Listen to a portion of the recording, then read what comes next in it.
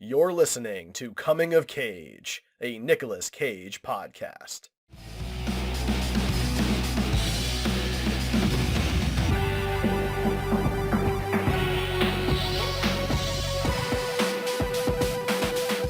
Hello, everybody. Welcome back to the Coming of Cage podcast. I am your host, Derek. I have my lovely co-host with me, Ryan. You really put a lot of emphasis on that coming. It wasn't on purpose, but it was too late. There was but did you realize it though after it happened? I realized it as it was happening. Gotcha. Well, I liked it. I think you should just continually get more and more emphasis on that one word as we progress. I'll see what I can do for you there. All right. But yeah, that's Ryan. I'm Derek, and we are going to be talking about a Nicolas Cage film. Good old Nic Cage. This week, we are talking about the 2014 film Dying of the Light. Dying of the Light. Just a quick synopsis from IMDb.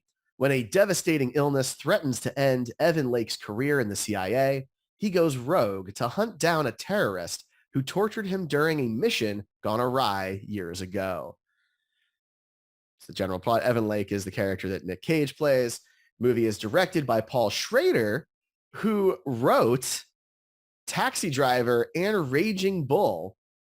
And this is neither of those movies. So yeah, that's it. That's the film. I want to say two things here before we start. Please. One, Derek has been feeling under the weather for a little while. And so we were supposed to record this podcast a week ago. Yes. And normally I watch the movie like 3 days before we record or so. So I have a pretty good memory of it because I have really bad memory in general. And so now it's been like 10 days or something since I watched it. And I remember so little of it that none of my notes are going to make sense. So I apologize to all our hardcore Dying of the Light fans that I may not remember exactly what I was referencing with my notes. So you can hit Derek up on Twitter and complain about it to him because he'll remember. Or you can hit up Coming of Cage on Twitter at Coming of Cage, comingofcage.com for all of our social media links there. That's true.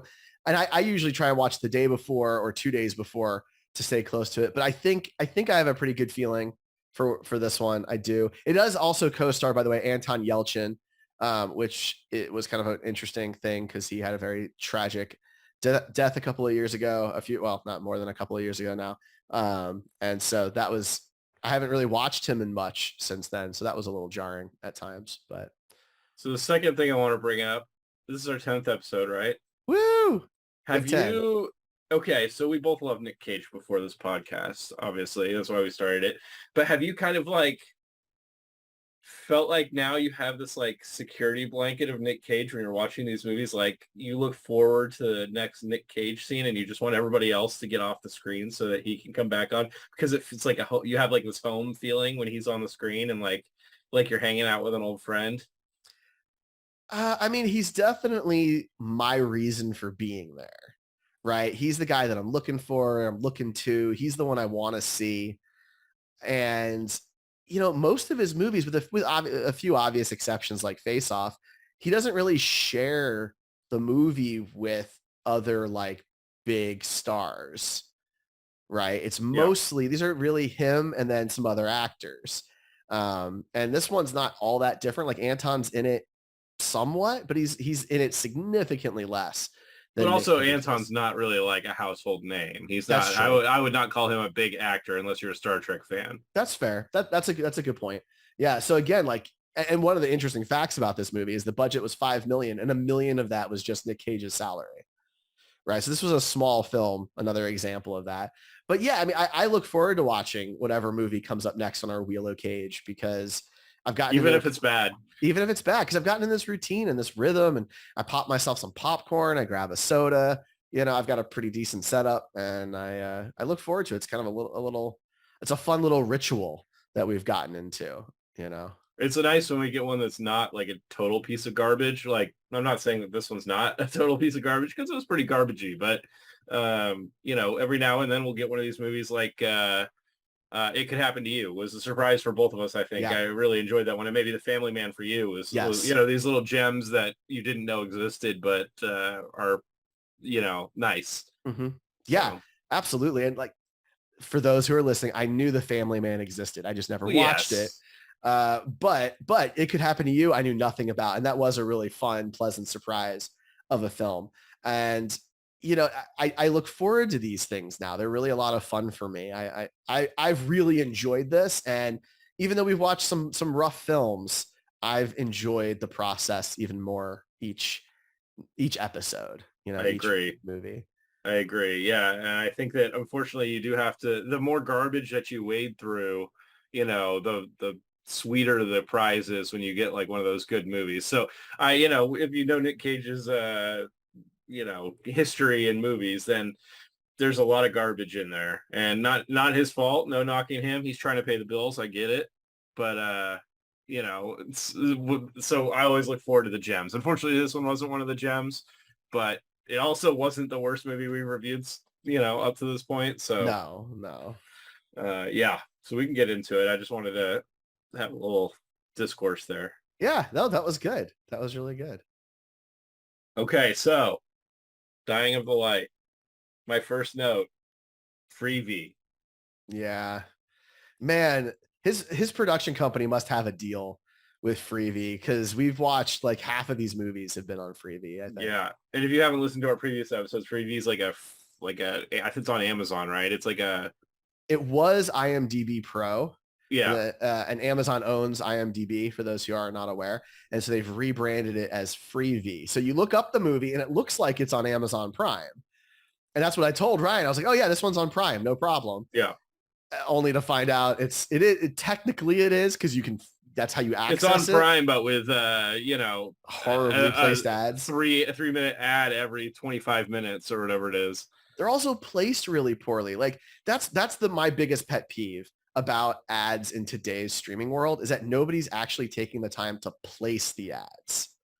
To be fair, though, it's not like there's a lot of like big enthusiasts watching Dying of the Light that they should worry about pissing off. Like, I'd be more mad if it was like a gem movie. They did it for TV back, like for decades. They had to do that for TV. Yeah, but I don't think this movie was like one that would be played on TV a lot, Maybe not this movie, right? But it was a practice that was done. That was a job that people had to do ad placement in films. That was just a thing that was done. And these are like, they're close. If you just waited 2 seconds, even sometimes less than a second to place the ad, you'd let the dude finish a sentence. It's frustrating to jump to an ad in the middle of a sentence. It feels like I'm watching it on YouTube. Right. And that's frustrating. And I don't hold that against the movie. That's a Freebie problem. So. Yeah. So that's automatically like a strike against it. Yeah. Whenever we have to watch it on Freebie. But, it's better than having to pay for it. Because if I paid for this movie, I would have been really irritated. I would have spent a buck to get rid of the ads. I would have spent a buck. I wouldn't have. So the movie opens, and it's basically a flashback with Nic Cage's character to him getting beaten up.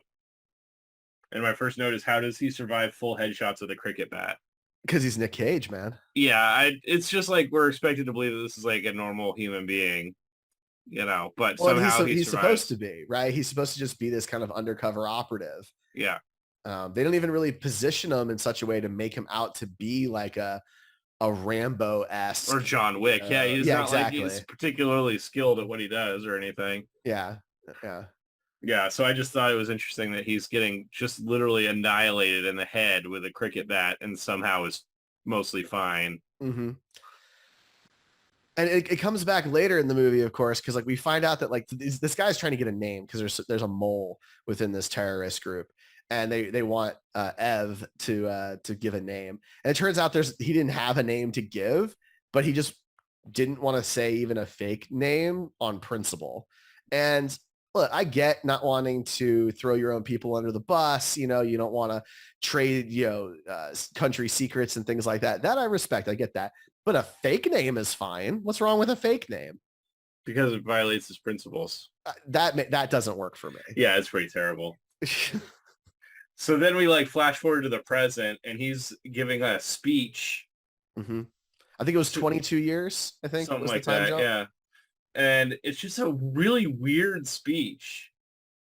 It's an aggressive speech. So he's talking to new CIA recruits or like graduates of their program. So these are brand new employees of the CIA. They're going to be operatives of some kind. And this is like it's like, when you get like Will Ferrell to do the commencement speech at a graduation, it's like that on a smaller scale, except dark and sad and a little vulgar at times, because he's like totally like tearing into this really negative perceived notion of the CIA. And maybe it's my age, but like I didn't really understand where he was coming from for a lot of that. It wasn't until like new recruits or something too. So Yes. it makes even less sense because they're not really going to understand it either, probably. He was basically telling them that like, you're about to work for an organization that everybody thinks is total utter shit. Congratulations. Yeah. I think they give that same speech as Tesla at Tesla when you get a job there. Wow. Sorry, Elon, if you listen to this. Yeah, he's our biggest fan. Our biggest fan. So at this point we like get to see this weird ear split that the secret agent has. Undercover operative 22 years ago decided to sit there on principle and get his ear cut with like a hedge trimmer. I think it was supposed to be like pliers. Okay. Either way. Yeah.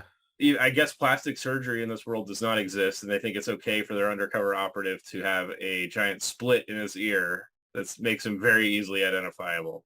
So that was a problem. I'm okay with him not wanting to get it done again on principle, right? He wants to carry like this literal scar of what he's been through, but he still works for the CIA. And he was still doing undercover stuff. I think they said that like he's only been on desk duty for like 6 years or something. Right. So for like 15 years, he was still doing stuff in the field. He even rescues Anton at one point. We find out that he had done this later in the movie. So yeah, you would think that the CIA would want that taken care of because it's very obvious. Yeah. And I mean, you can do some things with makeup and prosthetics and things like that, but because of the way that split was, there's not really a good way to hide that without making one ear look like significantly bigger than the other ear. Well, and he does do that towards the end of the film when he catches up with Benir. He does do that. They put something over his ear during the makeup process, but I can't imagine that that's what they'd want him to do for every single mission for the 15 years he was still in the field. That doesn't make sense to me. Right. And the only reason it didn't look weird in that point is because the actor Nic Cage just didn't wear that split ear prosthetic. In reality, there's not really a great way to handle that, at least to my knowledge, from costuming and whatever else. So yeah, that throughout the whole movie bothered me. Like, I know he has a bunch of principles and things that he wants to stick to, but if you're a secret agent, it should be mandatory that you get this giant scar that makes you easily identifiable fixed. I completely agree. 100%. So then he gets like, there's like, I don't remember exactly when this was said, but somebody brings up that he has 27 military intelligence awards. And then it cuts to him driving a 1998 Dodge Intrepid or something like that. Like one of the worst cars ever made. Yeah. And, he's got a decent house. It's nothing crazy, but it's a nice multi-level house. He seems to live alone, right? He's married to the job, right? Yeah. That cliche. The car did stand out to me. I thought that was kind of an odd choice. I mean, maybe he just doesn't care. And we're great. We brought it up in other podcasts that we've done. I mean, we're both car guys. But I mean, you would think a guy that's got 27 military intelligence awards and has been doing undercover ops for decades and, moved up within the ranks of the CIA would have more than, when did this movie come out? 2014. 2014. So this looks like it's probably about a 2004 or 2005. So it's like a 10-year-old Dodge. So at that point, it's a $8,000 car. Well, so my only take for this is that he's been riding the desk because he wouldn't drop the fact. So the kind of crux of the movie is that supposedly Benir was killed when Lake was rescued, right? So we have that scene where he's being tortured and then the wall explodes and in come a bunch of U.S. military guys to rescue Ev, and supposedly everybody else dies, including Benir. And Evan Lake never believes, this is Nic Cage's character, that Benir is actually dead. He always thinks that he's alive. He never saw a head. So I guess there was some headless body or something, right? So this whole time he thinks that Benir is alive, and he's been trying to prove it and trying to get like missions and things of that nature. And I guess the CIA is kind of done dealing with these conspiracy theories of Evans. And so they basically, they sideline him by giving him a desk job. So my only thought is maybe he's like so fed up and he's become so demoralized that he just doesn't care anymore. Because he makes good money because his boss, I forget what his role is, but his boss tells him that like if he were to retire now with the way the pension works and everything, he's going to get like $96K a year for the rest of his life. Right. And pension is usually like 70% or less of what you made when you were working. So, I mean, he probably makes significant money. We know he's making six figures now. He's going to be making almost six figures if he retires. And this is 2014, single guy, living alone, no kids money, right? So we know he could afford another car. He just doesn't, I think he's like lost like a sense of will, you know? Or we've put too much thought into it, and this was like the director's car, and they're like, well, this is what we can afford. I mean, that's certainly a possibility. Since they spent all their money on Nic Cage's salary. So then there's a car chase with 230 horsepower cars. That's like the least exciting car chase ever to be filmed. It was pretty funny. And this is between, I can't remember who this was between. One of them was the guy with the drive, right? Yeah, so there's this in between. So Benir has some form of anemia. I can't remember exactly what it's called, but it's a special form of anemia. And there's only experimental drugs for it. There's nothing like out on the market. So he's got these go-betweens getting him these drugs from this doctor in Europe when Benir is holed up in Africa. And so there's that kind of like back and forth. So these guys are cops and they want to get this in-between guy. And what's funny to me is this doesn't happen once. This happens twice where the people trying to not get spotted are instantly spotted by the person they are trying to tail. Yeah. And like, are they all just terrible at their jobs? Like in the first one, I was like, yeah, that's kind of funny. And then it happens later in the movie. And I was like, really? They're just bad at their jobs. Because it was different people both times. But yeah, these guys are just following this dude with this flash drive that's got all this information. And the dude jumps in the river and apparently dies, I guess. Well, and he throws the flash drive or the jump drive, whatever you want to call it. And then in literally the next scene, the FBI has the drive. Yeah. And so my next note is to pay homage to another fun YouTube show. Found the drive super easy, barely an inconvenience. Because it was like literally he throws it away. They make a big point of showing him throw it off. And then the FBI immediately has it and recovers it with there's nothing in between. There's one throwaway line that says, call the divers. But like, look, the dude threw it in a river from a bridge that was high enough up that this dude died jumping into the water. And it's like a 2-inch flash drive. Right? That also broke because of the water damage. That's how Anton's character gets involved. So like, maybe I don't understand the means that the CIA has to find waterlogged flash drives in riverbanks, but it seems extremely unlikely that this would be found. I agree.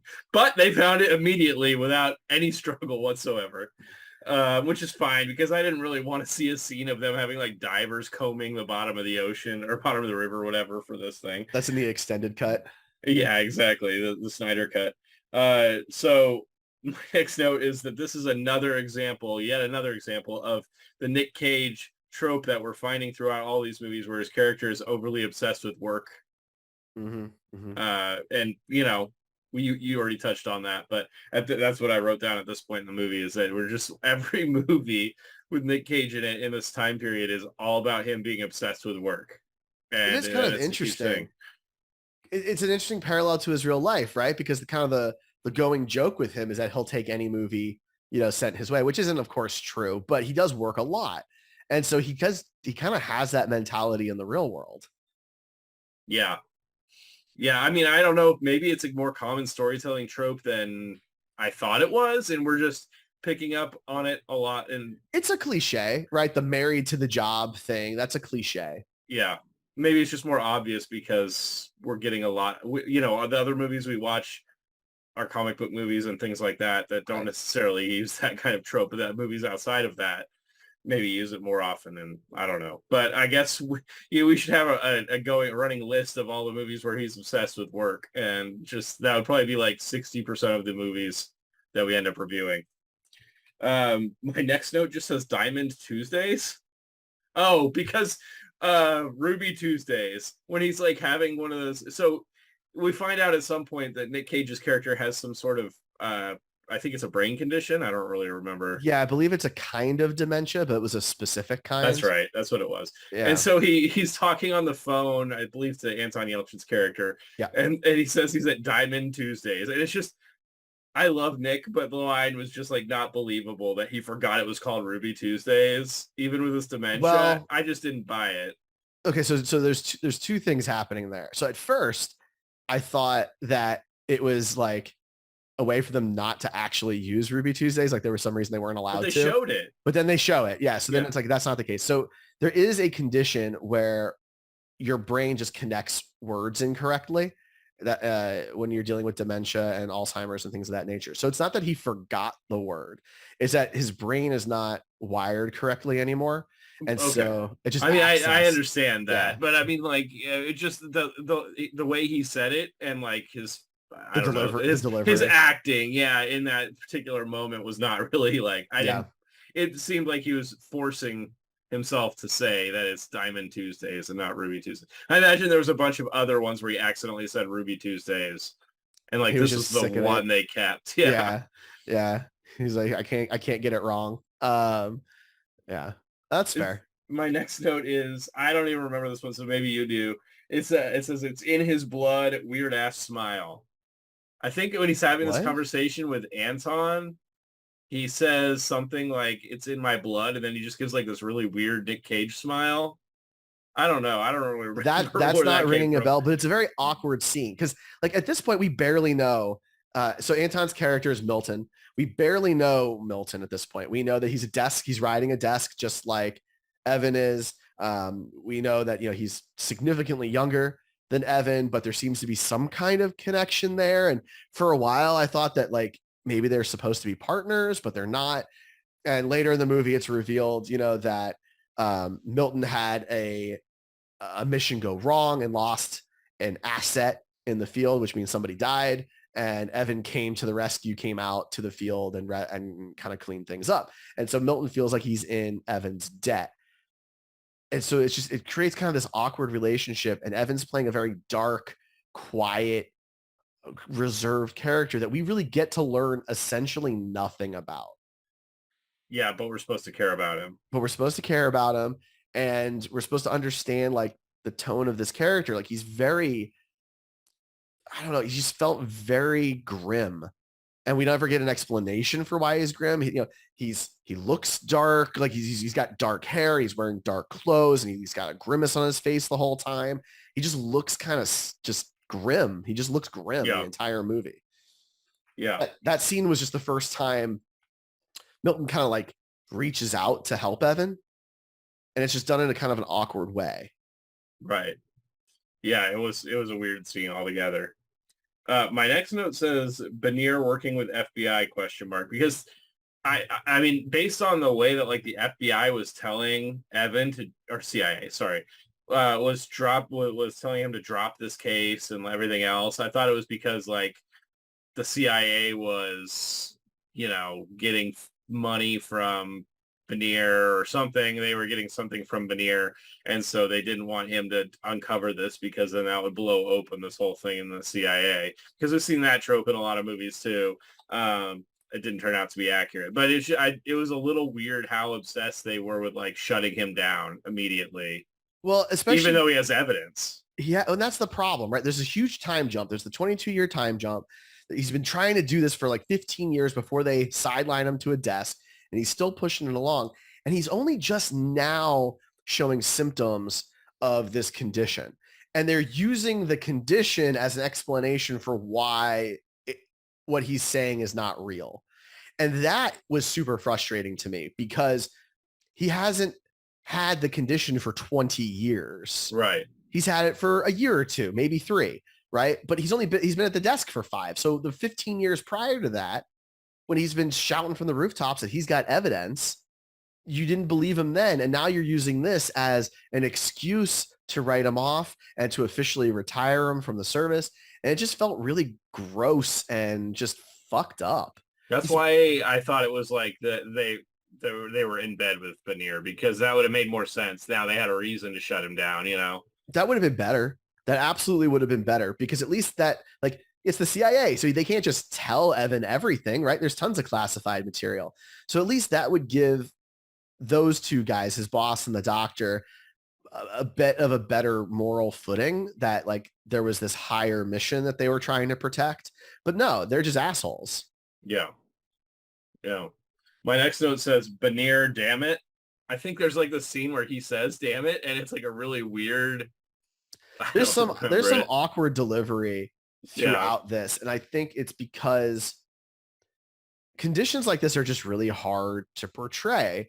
And if you don't get it just right, it comes off awkward. And I think in a lot of cases here, it just did. Yeah. Obama's shit. I don't really remember what that's in reference to. Yeah. I mean, he's insulting, you know, he's talking about how he's got his head so far up Obama's ass, he can't see anything but his shit. Like, yeah. Because, you know, Obama's in office at the time and all that jazz. And it's just, you know, the idea. And, you know, referencing the standing president in a movie when it could be watched 10 years later is probably a, you know, really good idea. Yeah. I think it's just name dropping, right? Right. Yeah. They were like, oh, make a joke about Obama because he poops like a normal human. I mean, I don't mind name dropping presidents because it does help set the time frame, right? You know that it has to be within a particular 8-year period in this particular case. So I don't mind that kind of stuff. It's just he goes on these rants a lot through the movie. It reminded me of the speech he gives at the beginning. Yeah, I think it's meant to.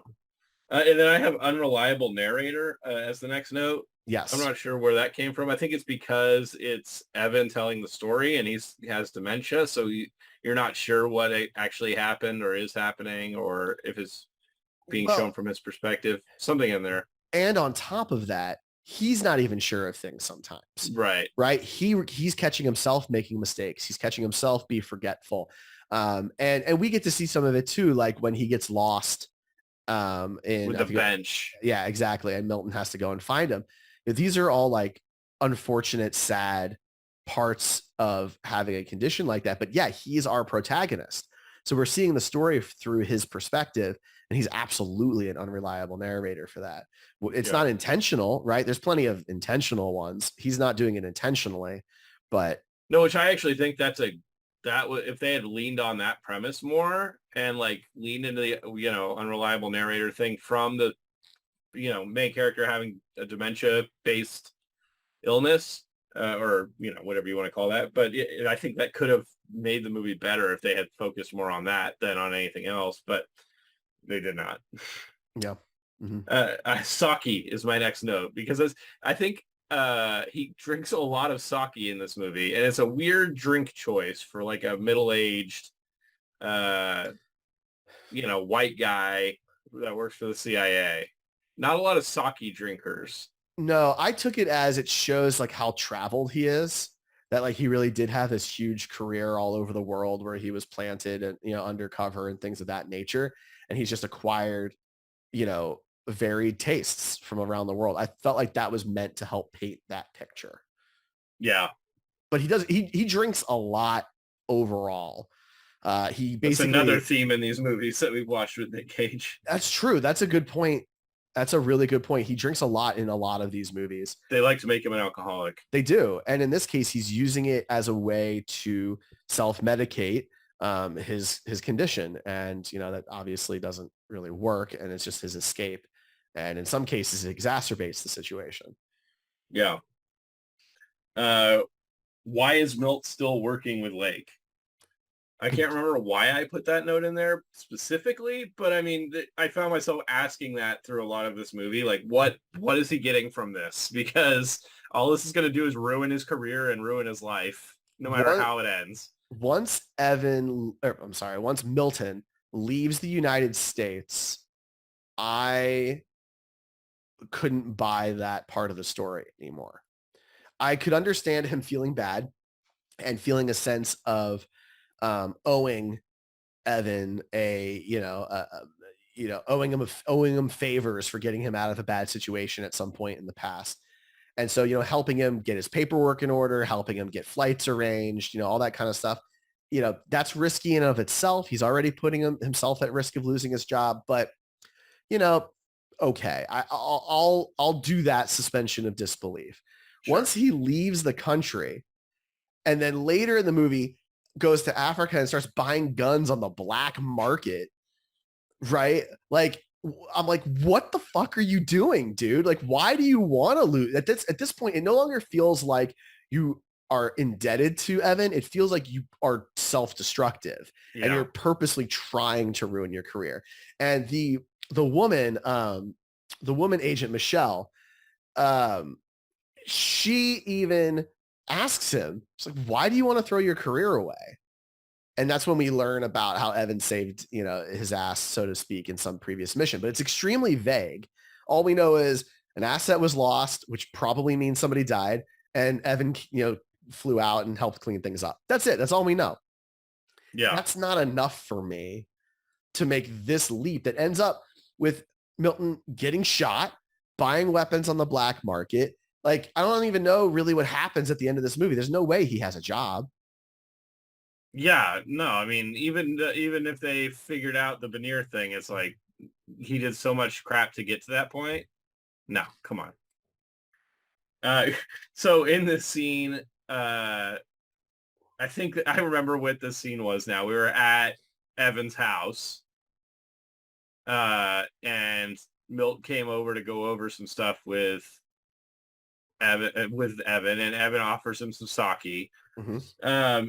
And somebody comes and knocks on the door, and Evan, to Milt at Evan's house, says, "Don't answer it." like Milt's gonna run to the door to try and answer Evan's door. Yeah, that was pretty funny. I'm not sure if that was like he's drunk, so he's gonna make this mistake, or I don't know. I don't think that's what it was supposed to be. It was just a really weird thing. It was very weird. I'm okay with believing it was supposed to be a drunken moment. I'm okay with that. But it wasn't played that way. But yeah, it was really strange. And then it ends up being the doctor who's trying to help his boss get him retired. And it's just this awkward kind of conversation. And the doctor seems like legitimate and, concerned. And so good on him. But it's just a weird... I guess. Here's the thing, though. What does that scene do for the movie? Nothing. Right? The doctor doesn't see what's going on. He never sees Milton. They don't do anything. We never see this guy again. Right? Nothing ever happens with this. The story goes nowhere. Just cut the scene. The scene does nothing. But then we don't get Evan telling Milton to not answer his door. That's true. So travesty. We wouldn't want to cut that out. Yeah. And then also in his house, he has a random burned American flag hanging up on his wall. Yeah. And it's never really explained. No. I get that you don't have to explain every little thing, but when you have something that stands out that much, it's not just normal room decor, Mm-hmm. I feel like it needs some explanation. It would have needed been connected to Veneer, the first time he went and did that mission or something like that. They should have showed a flag on fire or something at an embassy or, something like that. But no, you just get it's just a weird thing to keep. It was strange. It was strange. And then I have now he smokes with a question mark because randomly halfway through the movie, we see him smoke for the first time. Yep. Mm-hmm. And he smokes several times after this, but he smokes a lot after that. Yeah. It's a weird. I mean, I don't know. Maybe that is a symptom of his condition to pick up other vices. Maybe, but then say that. Have the doctor come in and say, he might be more tempted to, partake in things or something like that. In one line, it kind of explained that away, but that's true. It didn't. The next note I have is about the mood swings. So he has these several times in the movie, he has these mood swings. Mm-hmm. And I'm sure it's a symptom of dementia, something that happens, but they're so heavy-handed. Mm-hmm. He literally goes from 1 to 100 like that. And it's and maybe that's what it is in real life too. I don't know, but it read as heavy-handed in the movie to me. Yeah, it's hard, right? Because I mean, I've been fortunate enough to not have any family members have a condition like that. So I don't have any firsthand experience with somebody going through it. Maybe it is realistic. I don't know. But for me as an outsider who doesn't know, it did seem extreme. Yeah. Yeah, I agree. And since the movie's not really pitched as a dementia film, you find out that it it can't is, decide what it wants to right? be. Yeah, I mean that's fair too. But it's just it's pitched as he's got like some disease that's going to kill him. So I figure it's cancer, or something like that because he's racing against the clock. And I appreciate that they tried to go a different route, but it opens too many questions. They just need to be more focused and decide, is this going to be like a thriller with like you don't know what's actually happening because of dementia, or is this going to be like a secret agent movie, revenge movie, and to take out one or the other. They were trying to be clever by having him like racing the clock against this disease, but then they put too much stuff. It should have been a disease that didn't affect his mental state or something, because that added too many weird questions to the movie. Well, and then on top of that, Benir is near death himself. Right. Right. So the whole way it's all depressing. It's all very depressing, but it reminded me of Blade Runner, and a way that Blade Runner can be boiled down to Harrison Ford has to kill these androids before they die. Right. Right. And that's basically the plot of this movie. Nic Cage has to kill Benir before Benir dies. Right. Which is would have probably been like 5 minutes after Nic Cage runs into him, because he looks like he's on death's door. The dude is in bad shape. It doesn't matter what medications he's getting. He's not living a good life. Like, it's bad. And frankly, it seems like it would be meaner to let Benir live out the rest of his, sad life. Unmedicated, let him die, of the disease. Right? Like, it seems like that would be even more cruel. And yeah. But no. I was expecting Benir to be like living, the high life. Like, yeah, he's got to stay underground, but big screen TVs and, video games and things like that, but no, he's seemingly fairly poor. He's got money for the medication, but that's about it. And he's, stuck in a chair. He can barely walk, and he needs help getting up to pray, which happens multiple times a day. It was sad. Yeah, agreed. So at some point they meet up with this other secret agent that he had a fling with or something. That's Michelle. Yeah. Yeah, Michelle. And they all sit down to eat. Michelle, Evan, and Milt, and no one eats a single bite of food. Did you notice that? They literally just sit there staring at each other. There's no food eaten, and then they leave having not eaten any food. And he lights up a cigarette in the restaurant. Yes. It blows up at the dude when the guy says you can't smoke in here.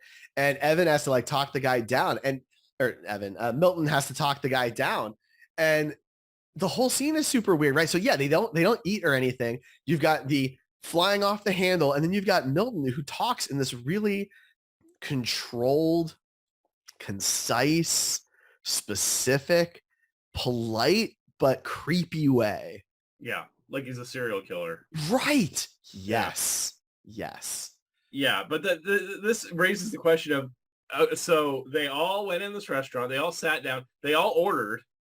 They'd been there for long enough for the food to come out, right? And they're not really talking about anything. There's a lot of silence. So I don't know. They sat there for that long and then didn't eat any food. So, and then we do find out that Evan and Michelle dated. Yeah. At some point, that comes back, throughout the rest of the film. Then I have weird hat. I don't know what that was. Oh God. To. So yeah. So when Evan decides to go for a walk, and Milton comes back to the room and finds Evan's not there, and he left his cell phone. And so Milton has to go find him, and Evan got lost. It's one of the scenes that I do remember that. Yeah. Show, his dementia is progressing. And he's sitting on a bench. Milton finds him sitting on a bench. It's kind of snowing a little bit. And he's wearing a traditional hat for that region of the world. My grandmother had one. But it does, knowing who Nic Cage is, it made me chuckle. Yeah. But it is in tone with they were in like Romania, I think, and it's in tone with that part of the world. Sure, but as an American watching this, you're just like, he just decided to put on this random ass hat, and he's an American. They're undercover, so it's just it's what people there. there. He doesn't remember that. He remembers that they're undercover, but he doesn't remember how to get back to his hotel. Well, so to remember though, like when he leaves the hotel room, he's fine, right? He's doing okay, and then he has, what they call sundowning, and they do reference it in the film, where things get worse as the night and the evening and the night progress. And so while he was out, things got worse and he got lost. Gotcha. After he was out. Lots of sitting and talking. So like there's, when you think about a movie like this with Nic Cage, you think there's going to be a lot of action. Really, the most action is from the two, or I think only two, car chase scenes of very slow cars. There is the confrontation at the end of the movie. But that's not really action. It's a guy that's like basically dead sitting in a chair. No, they have a little fight. Remember, they're rolling around on the floor and Benear bites two 60-year-old guys dying, both rolling dying around on the floor. I'm just saying, it's the one other scene. That's all. Yeah, if you're into geriatric action scenes rolling around on the floor with each other, then yeah, that's going to be right up your alley. Nic Cage's character Evan starts watching this doctor, the one that's been dealing with whatever his name is, Benear, this whole time, and he's just so obvious. He's the worst secret agent I've ever seen. He's not even attempting to hide the fact that he's staring at this doctor through windows and stuff. It's horrible. But that's how it happens every time in the movie. Anytime someone is trying to tail somebody, that's how it's done. It's done in a really blatantly obvious, painful way. Yeah. Then we have another one of the slowest chase scenes ever. I don't even remember it, so you might have to fill my memory. But it says he caught the dude like 4 times. Oh, it's not a car chase. It's a foot race. Yeah. He literally catches up to the dude like 4 times and then slips or something. And the guy gets away. No, he doesn't get away. Well, he gets away 4 times and then eventually gets caught. Yeah. But the end of that is so unbelievable. Oh, yeah. That's my next note. WTF, straight up murder. Yeah. So Milton catches up with this guy. And the guy in question is the new in-between, right? So we saw the original in-between jumps off the bridge. He's the guy with the flash drive. This is the new in-between who is there to get the doctor to come to Africa to Benear to administer the medicine personally because money has gone missing now. And Milton catches up with him, straight up shanks the dude in broad daylight in seemingly the middle of a street, and then throws the dude's body behind a dumpster. Yeah, this kind of goes in line with your theory that he's a serial killer. Right? Like the dude's nuts, right? Like he's covered in blood at this point, and he's just like, all right, Yeah, it doesn't seem to bother him at all. Dude's a psycho. He has to be. Yeah, I kind of wish Anton was still around so we could ask him about that. If that was like his backstory, that this guy was actually like harvesting bodies at his house. It would make more sense if that was the case. Yeah. Then next was green screen driving. Because every time they're shown driving, the green screen behind him is real bad. But that's also been in Nic Cage movies before. We've had some scenes where he's driving and it's like, what is even happening with this green screen? It's terrible. I think I've been desensitized to it at this point. It's so common. Is it that hard to make it look like somebody's actually driving?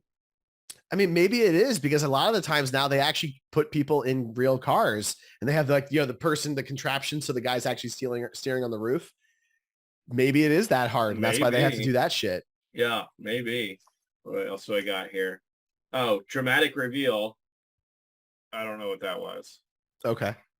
Do you remember a dramatic reveal? I mean, there's a couple of reveals. Like, I'm not sure which one that would have been. I mean, we find Benear. We realize he's alive, but he's really sick. But we've known that the whole movie, so it's not really a reveal. Yeah, I'm not sure what the big reveal would have been. I don't either. I think that was a sarcastic thing. Like when he gets to Benear, it's not actually that dramatic. And then I put most boring climax ever. Yeah, so he finds Benear. So what ends up happening is Evan Lake goes undercover as this doctor, And I mean, it's hilarious how they do it. Like they use tinted glasses to make his eyes the right color, which I mean, I'm a colorblind person. I have a hard time believing that that would work in a world where a person could see colors correctly, but fine. And he's got like a fake beard and they go through this whole like 2-hour routine. They fix up his ear. Right. And so he goes in to meet Bannier and it's Bannier and one other guy.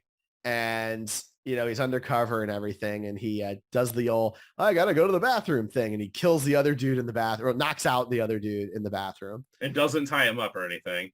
Just locks him in the room. Yeah. Which I always love a bathroom that locks from the outside. That's always handy. Super clever. That's great. Very useful. Yeah. Glad to have many of those in my home. And then he goes to kill Bannier. And once he reveals who he is, Bannier's got this whole monologue. I mean, it would put Syndrome to shame. Yeah. And it works. The monologue works. Evan has a total panic attack, complete PTSD flashbacks to the torturing and all those different types of things, and ends up leaving. Yeah. Doesn't kill Bannier, just leaves. Now, what's wild to me is that I was like, so they're just going to end the movie that way. These two old dudes are in horrible health and they're just going to let each other die the way they die. Like, that's bold. I mean, hearing it that way, it's like, man, it's a real bad movie. Right. But like, I was like, that's a bold choice though. Yeah. Right. Because every other movie on the planet would have had one of them kill each other. Sure. Right. So I'm like, well, that's unique. I can appreciate the attempt at trying to do something different. And then they backtrack on the whole fucking thing. Yeah. And apparently there's no guns in this room at all for Bannier to grab. He's like up and walking around the room and you think he's going to like, well, I shouldn't say up and walking. He's got a cane and he's like, well, he has to use two canes to keep himself up. That's the key. I don't think he could like use a gun if from a standing position. Well, then drop to the floor and shoot him. Like, I mean, I don't know. It seemed like they were setting it up that he has some weapon hidden somewhere in this room. I took it more as the classic villain who feels so entitled that you're not worth him killing. He's got a guy to do that. Yeah. Right. I think that's his perspective, even still. Right. That he's this untouchable, above other people type being, not God, but God-like. Sure. Right. Maybe. He has a higher calling. Right. Like that type of villain. I didn't take it that way, but I mean, I could see how it was potentially meant to be taken that way. Like the character isn't actually that way. I just think that's how he sees himself. Possible. Right. But infinite ammo, no recoil glitch. Yeah. Yeah. Because it's good to have a Game Shark, man. Yeah. All the guns have just so much ammo and no recoil at all. And it makes it look so unbelievable. Well, I'm glad movies have progressed. So they're hanging out. Milton and Evan are hanging out at like, I don't know, the hotel pool club area, I guess is what that's supposed to be. And dudes just show up with like machine guns, a little like, I don't know, SMGs or something. I don't know. I didn't get a good look. But like little machine guns and just start mowing people down. Yeah. Including Milt. Milt gets shot in the arm. I actually thought they were going to kill him. I was like, my note says, is Milt dead? And then that's crossed out and said, didn't even check on Milt. No. Milt gets shot, one in the arm, and he's done for the movie. Evan gets shot. Evan is like on his way. He's already on death's door. He gets shot, but he keeps on moving, keeps on trucking forward. Yeah. And yeah. So he's all mad now. And so he goes and steals the dude's van and goes back to Bannier. And instead of shooting Bannier, he decides to go at Bannier hand to hand with his belt knife. Yeah, and my next note is belt knife, no way to look cool. Like, you have an action star. It's so pulling bad. A belt knife out of a belt is the least cool thing you can make him do. Especially because he has to undo the belt. Yes. It's the literal belt buckle. It's not like he has a belt, a blade hidden somewhere. It is the belt buckle. So he has to like have his pants open basically to take this blade out. It flies down, everything else. Like, it's bad. It's terrible. It's so bad. And then they end up wrestling each other. Because both of these guys, there's an eye poke at some point. Well, okay, so Bannier bites Evan on the cheek so bad we actually see like bloody teeth marks later. Evan shoves his finger through Benir's eyeball and kills him, which that was pretty gross. I'm not going to lie. Yeah. 2 weeks in a row, right? I think 2 weeks in a row that we've watched him like smush eyeballs. He loves smushing eyeballs. What are the odds of that? Yeah. And then my last note for this movie is he died. Wow. He didn't just die. He died off fucking screen. Yeah. The hero of the movie. He's driving in the van and he's just kind of dozing. And it's unclear if that's due to like blood loss because he did get shot, if it's shock, if it's part of his condition. We don't really know, but he starts dozing and there's like cars coming, trucks coming the other way. And then we just assume he drives into a car, or a truck or whatever. Yeah. Yeah. And that's it. We never learn. Like, did he die instantly? Did he die in the hospital later? Does anybody have any freaking clue what happened? Milton survives and that's the end of it. And who still seemingly has his job? Somehow. Yeah. And to make matters worse, earlier on in the movie, we learn that Evan's been going to a doctor far away for these procedures and tests and stuff like that. And the CIA has been tracking him and figured that out. And so they immediately plant this idea of like, they know where Evan is. They know what he's doing. And then all of this stuff happens after that, where he goes to multiple other countries, kills multiple people using fake passports and guns bought on the black market with Milton, who also gets shot.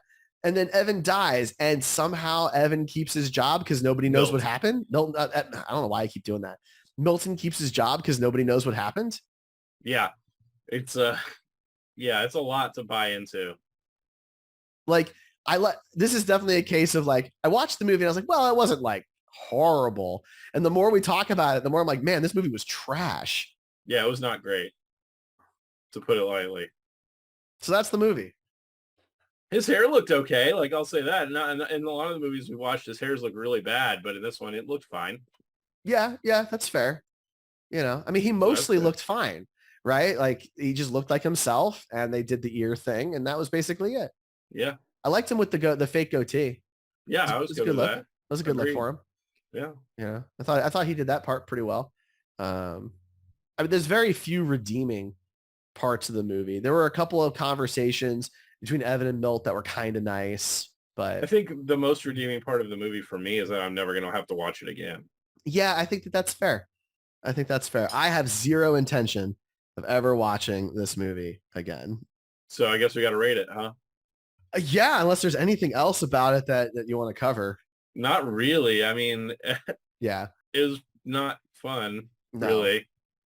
Well, then I'll start off because I hope your popcorn was at least good when you were eating. When you were watching the movie. We started buying Costco popcorn, and man, that stuff is so good. I get the still pickle popcorn, and it's delicious for people that like pickles. Oh, okay, gotcha. Yeah, fair enough. All right, so for those who are new to the show or don't remember, we grade all of the Nic Cage movies on two different metrics on our Cage-O-meter, which is a 20-point scale. We grade the movie on overall quality from 0 to 20, 20 being the greatest movie ever made, and then the Cageiness of the movie, 0 to 20, 20 being the most cagey movie possible. So I'll go first. For quality, I'm going to give this a 7. I think that's even being nice. I'm going to give it a 6. I changed my mind. I'm going to go with a 6. Yeah, that's right about where I was too. So I think we're on the same page with that. You're going to give it a 6 as well? Yeah. Okay. Now, the caginess is a little tough because he's got these outbursts that happen throughout the movie. He gets to play the doctor with a fake accent. So there's some caginess in here, but it's certainly very little though. Right, but it's not like a lot. Yeah, so with that in mind, I think I would give the caginess like a 5. Yeah, I was thinking like a 5 or a 6 because we do get some caginess, but when you are talking about caginess, there's some that's like a fine aged wine, like that perfect year of wine. and it's just beautiful and wonderful. I don't drink, so I assume that's what drinking wine is like. I don't know. But, you hear about it in movies and everything, this perfect year risotto wine of like 1972 or something. And it's like this perfect year. And then there's some that's like the boxed wine you get at, the liquor store. And sure, the boxed wine will probably still get you drunk. Right. But it's not going to be, it's not going to be as good as the other wine. It's still good though, because you still get, I'm trying to say that even the least cageiness or the worst cageiness is still better than not having any cageiness. But it was not great. Yeah, the cageiness quality in this movie was more like the boxed wine type of cageiness. So yeah, I'm right with you where it's like probably a 5 or a 6. Well, which do you want to give it? What did you give it? I gave it a 5. I'll give it a 6, and we'll just call it 5.5. Okay. So we have a 6 overall in quality and a 5.5 overall in cageiness. Last point of business is we need to find out what movie is going to join the Wheel o' Cage. The Wheel o' Cage we spin every other week to determine what movie we are going to review next. There's 18 movies on the Wheel o' Cage, and we need to find out what replaces Dying of the Light. So here we go. We're figuring that out, and Grindhouse is going to join the Wheel o' Cage. Technically, he was uncredited, but he was in Grindhouse. So that is joining our Wheel o' Cage. Go to comingofcage.com to find out which movie gets spun on the Wheel o' Cage. We'll have a little video of me spinning the Wheel o' Cage to find out. Ryan, I think that's enough for Dying of the Light, don't you? Thank God, yes. All right. Well, then we're going to call it. Thank you so much for listening to the show. I'm Derek. That's Ryan. We are the Coming of Cage podcast. Go to comingofcage.com or at Coming of Cage on Twitter. Thanks for tuning in, everybody.